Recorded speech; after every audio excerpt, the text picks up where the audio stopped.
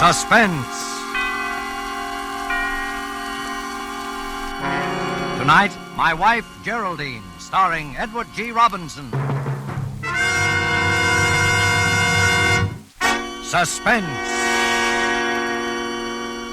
This is the Man in Black, here for the Roma Wine Company of Fresno, California, to raise the curtain on another study in suspense. Tonight from Hollywood, Roma Wines bring you a star, Mr. Edward G. Robinson, in the story of an amazing hoax and a phantom love that led a man along the steep and dangerous bypaths of sanity. And so with My Wife, Geraldine, and with the performance of Edward G. Robinson in the role of Geraldine's husband, we again hope to keep you in suspense.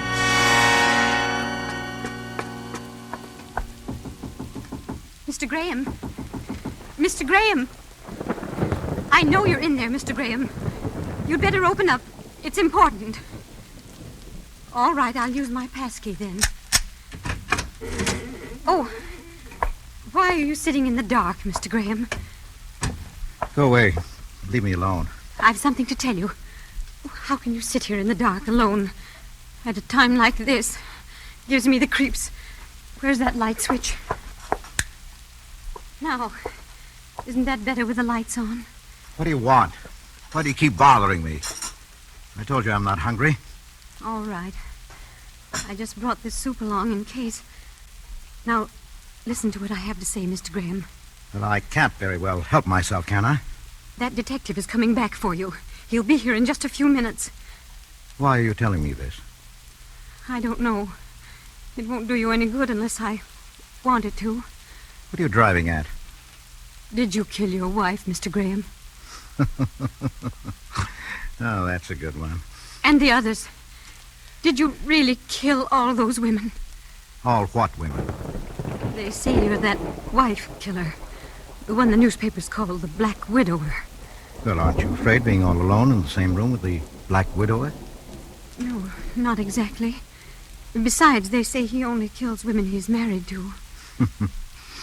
Well, then I should propose to you without further delay, Miss Barton. Please, please don't joke. There's not time for it. I know a way for you to get out without being seen. There are police all around the house, but I know a way. I'm not interested. I wasn't going to tell you anyway. Not unless I discovered that it wasn't true. About your being that murderer. Well, the police say I killed Geraldine. They ought to know.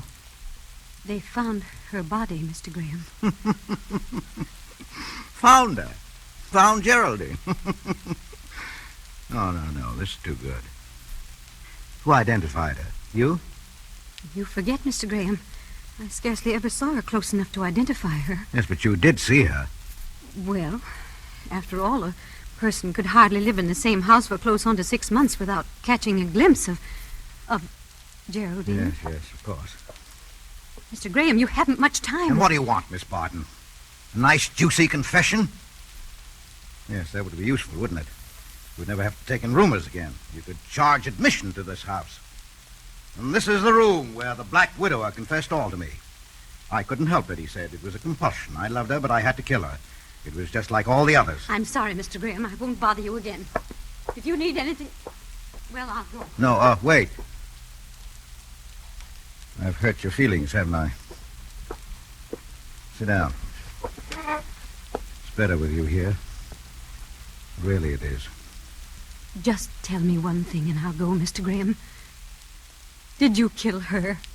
Not the others, but her. Well, why Geraldine, especially? Because you loved her so. It was the most beautiful thing that ever happened to me. Sharing your happiness with her. The talks we used to have about her. The way you used to... Oh, stop it. I'm sorry. I'll tell you. You won't believe it, but I'll tell you.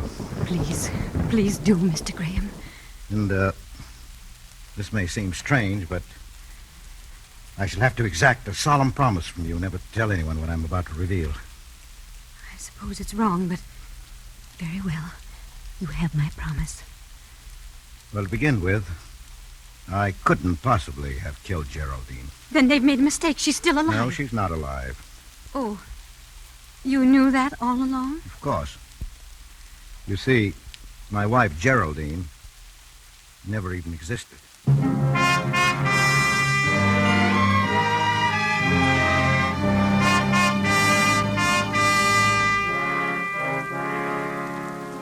Tonight for Suspense, Roma Wines are bringing you as star Mr. Edward G. Robinson, whom you have heard in the prologue to My Wife, Geraldine, a radio play by Robert Tallman from a story by Lawrence Marcus. Tonight's tale of Suspense.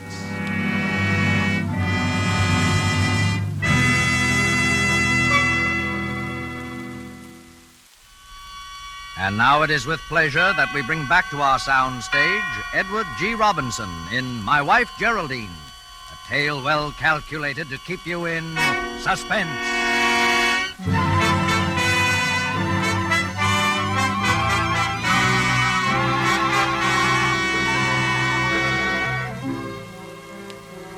I'd better go back to the beginning, before Geraldine, shall we say. I was a bachelor, Miss Barton, what they call a confirmed bachelor. My mother was left a widow at the time of my life when most young men start going out with girls. She was an invalid. Well, you know how it is. It's an old story. In those days, Geraldine was only a sort of vague picture in my mind. She didn't have any name. She was only the girl that I hoped one day to marry. As the years passed by, the hope faded. But as it faded, the image of the girl became more vivid. I'd always admired Geraldine Farrar, and so I named my dream girl Geraldine. I used to ride the commuting train to my job in the city, and I got to know all the regular commuters who rode in the same smoking car. They were all married men, and... good morning, Holmes. Oh. Morning, Jackson. Smith.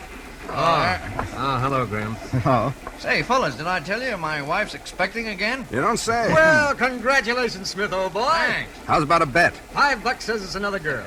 I'm betting on twins. Odds 1,000,000 to 1. What's your bet, Graham? Oh, my bet? Oh, well, I don't have any children, you see, and What's your wife raised? Pekingese poodles? Yeah. Now that I think of it, you've never mentioned your wife in all the times we've been riding together, Graham. Well, my wife, Geraldine, I'll show you her picture someday. She must be a raving beauty. Graham wouldn't be so quiet about it. Huh, fellas? I always knew Graham was nursing some secret. Now it's out. An extravagant wife. No, Geraldine is not extravagant. I don't like your tone of voice, Holmes. You're speaking of my wife. Oh, no, wait a minute. He was only... I can see you haven't been married very long, Graham. I don't believe he's married at all. Oh, you don't? Well, let me tell you something. Not all marriages are like yours. Some people stay in love. I think I may safely say that Geraldine and I will always be in love.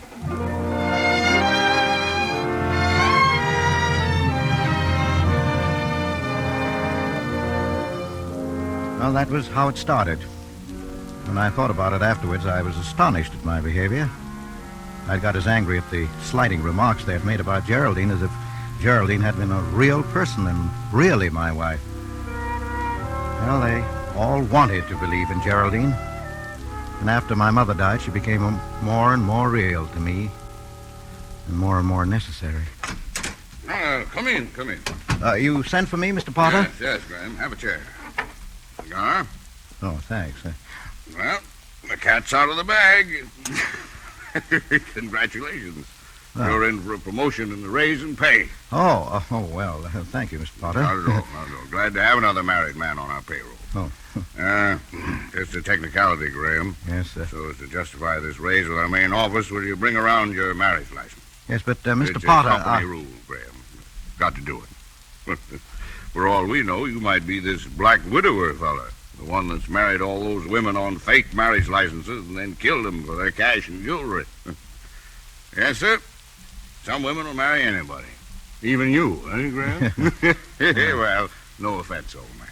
Well, I guess I better be getting back to the job. Yeah, that's the spirit. Don't forget that marriage license. No, sir, I won't forget.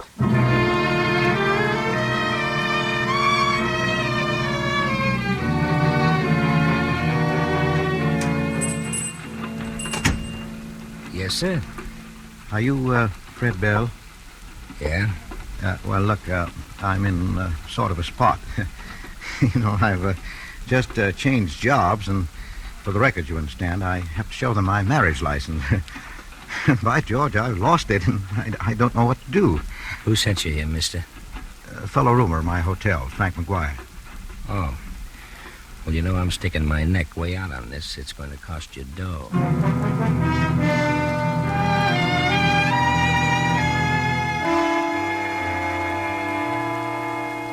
And now it became necessary for me to change my mode of life even more. I could scarcely go on living in bachelor quarters with Geraldine. And that brought me to you, Miss Barton, remember? Yes?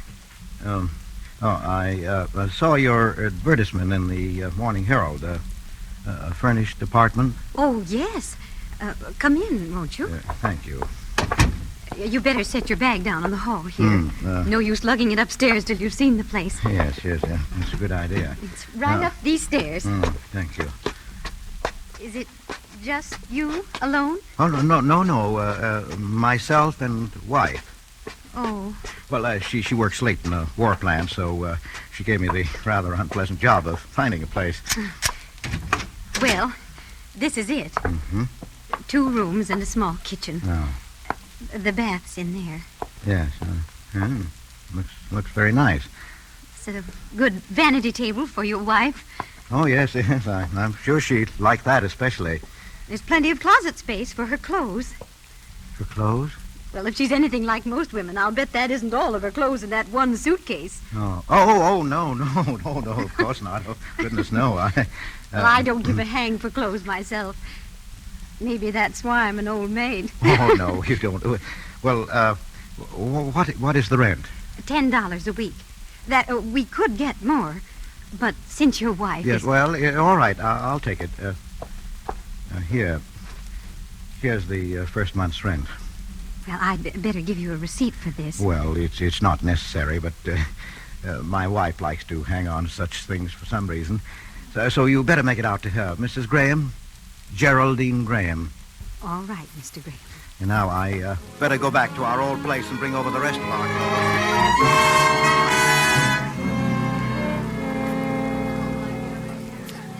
What size does your wife wear, Mr. Graham? Why, I don't know exactly. What size do you... Well, I wear 16. She'll probably be in to have them altered anyway. Now, here's a little model that just came in. Oh, no. That won't do at all. That's much too fussy for Geraldine. Well, perhaps it would help if you could describe her for me. Well, she has a kind of a gentle dignity in bearing, if you know what I mean. Her hair is taffy-colored with little gold lights in it. And her eyes. Her eyes are a kind of a luminous gray-green color. Some days they look green, and other days they're gray with gold flecks in them. Her features are delicate, but strongly molded. Sensitive, but not fragile. And her skin is fair, almost translucent, with just a sprinkling of freckles when she's been out in the sun for a day. She tries to cover them up, of course, as all women do, and she's... well, she's not exactly... How long have you been married? What? Why, only a short time. I thought so. Well, I'm not much good at describing people, especially people I know awfully well. On the contrary, you're almost too good at it. You've made me feel I've met her.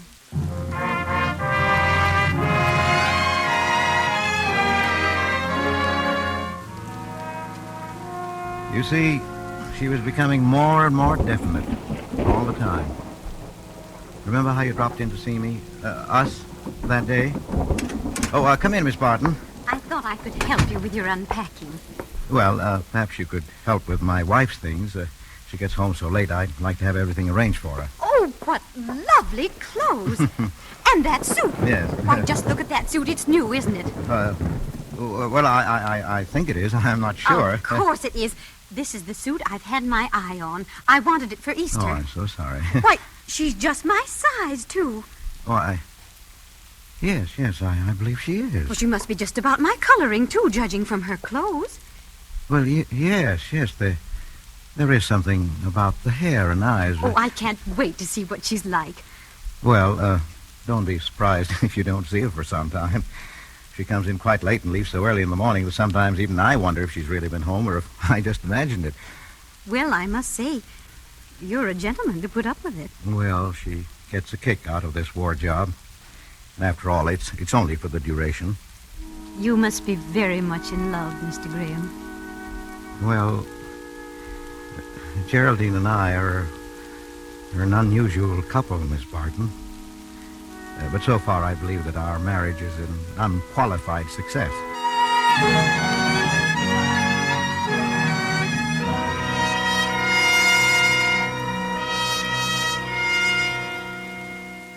And so the legend of Geraldine grew. The fellows at my office used to kid me about my ideal marriage. Hey, Jack, what's the matter with Graham? He hasn't phoned his wife for nearly an hour. Oh, come now. Maybe they had a fight. Not Romeo and Geraldine, Graham. How do you do it, Graham? Well, my wife broke a plate over my head at our honeymoon breakfast, and we've had to buy 3 new sets of dishes every year ever since. How do I do it? Well, watch this. I'll give you a lesson. I pick up the phone and dial a number at random. It was a little act I put on every day for their benefit. Unique Garage, Harry speaking. Hello, darling.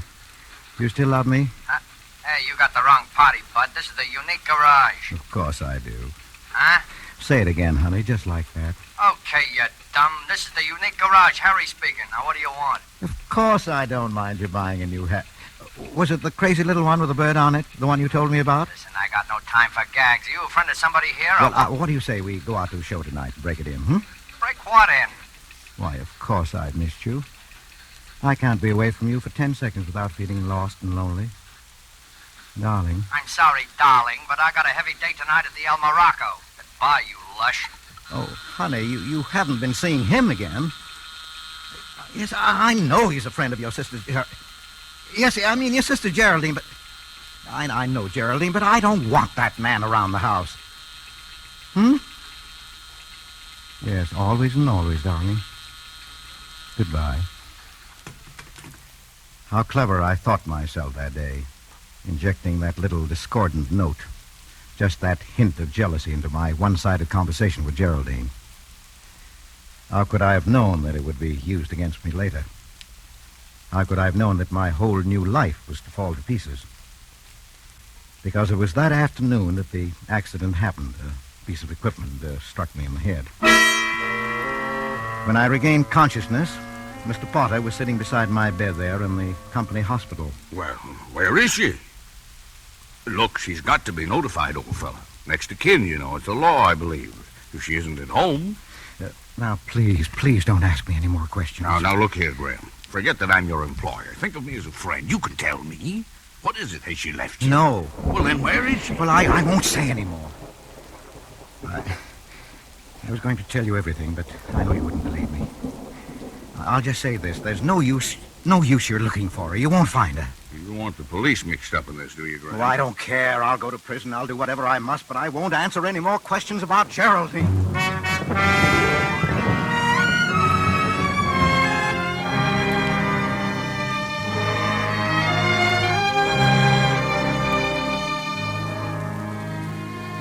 Well, you know the rest of the story, Miss Barton.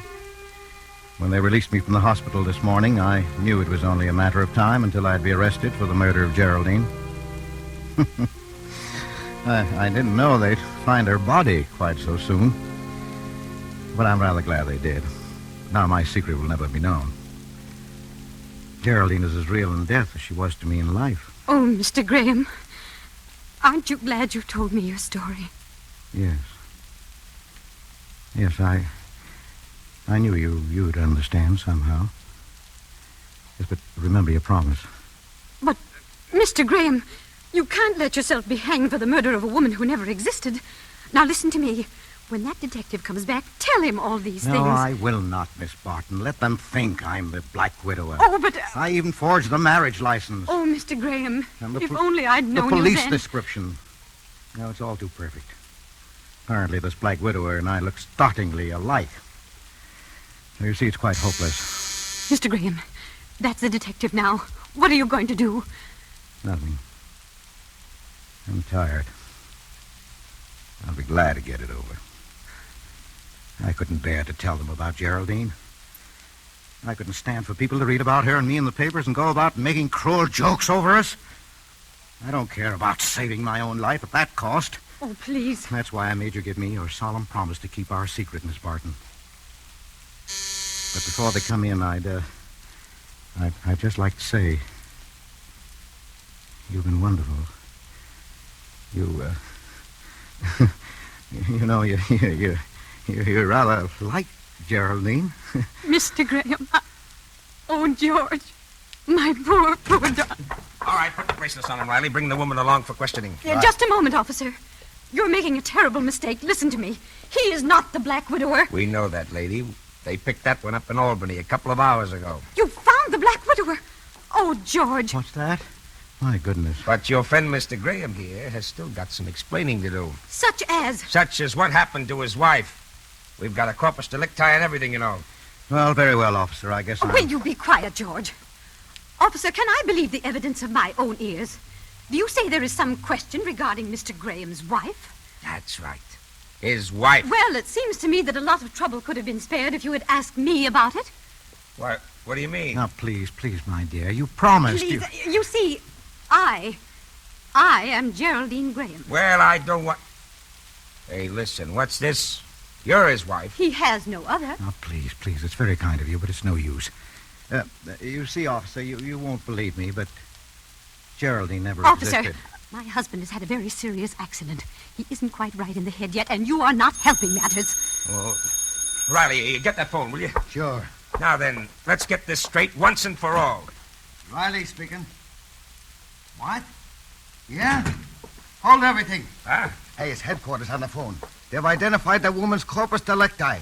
Her name is Oymundsud Bovak. She fell off a tugboat. Well, why didn't they say so in the first place? Well, folks, it looks like we had a little misunderstanding all around. You know how it is. Well, take care of yourself, Mr. Graham. Goodbye, Mrs. G. I'm pleased to have made your acquaintance. Come on, Riley, come on. Let's get out of here. Miss Barton, Agnes, I don't really know. George, Yes? what was Geraldine like? I mean, what did she look like? Well, really, my dear, Geraldine? Well, she has a kind of a gentle dignity and a grace of bearing. Her hair is taffy-colored with little gold lights in it. And her eyes are a kind of luminous gray-green color. Her skin is fair, almost translucent, with just a sprinkling of freckles when she's been out in the sun for a day. She tries to cover them up, of course, as all women do, and... I always do. You know, George, I was just looking in the mirror here while you were... my hair is taffy-colored, and the little gold lights in it. That was very observant of you, George. And my eyes, would you really say gray-green? My goodness. My goodness, I do believe... Miss Barton, Agnes, do you suppose... That we could be married immediately? I rather think that can be arranged. And thank you for your nice proposal. My dear. Darling. Oh. George, what is Geraldine going to think of all this? She'll be furious.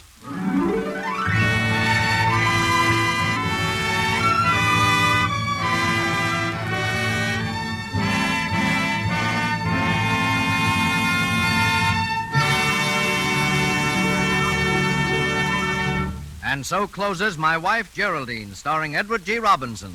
Jeanette Nolan appeared as Agnes opposite Mr. Robinson in tonight's study in Suspense. Suspense is produced, edited, and directed by William Spear. This is Edward G. Robinson. I have certainly enjoyed appearing here this evening on Suspense, and I want to tell you how much I'm looking forward to hearing next week's broadcast in this series. My friend James M. Cain, who wrote Double Indemnity, in the film version of which I had the honor of appearing this year, is the author of another wonderful suspense story called Love's Lovely Counterfeit. You will hear it next Thursday, and your star will be Mr. Humphrey Bogart. Remember him?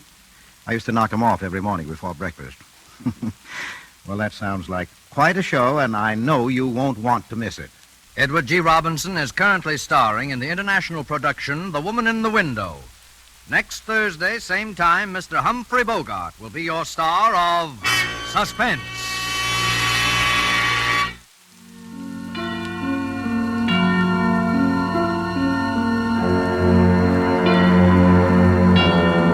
This is the Man in Black. We'd like to thank you for tuning in to this episode of Suspense. Please hit the like, subscribe, and notification bell so that we can continue to keep you in suspense.